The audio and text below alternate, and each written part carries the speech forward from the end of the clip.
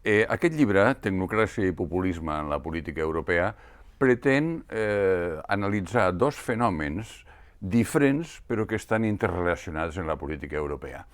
La manera tecnocràtica i elitista de construcció europea, al final, ha acabat produint una reacció populista contra les elits europeistes. Doncs bé, aquest llibre passa revista als principals problemes estructurals que ha tingut la Unió Europea durant aquest procés de construcció, analitza els dos fenòmens, tecnocràcia i populisme,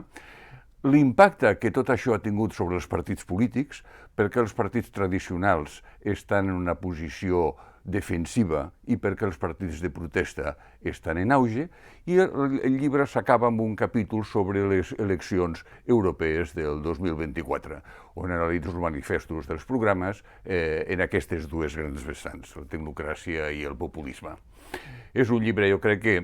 adreçat a estudiants interessats de ciència política, història,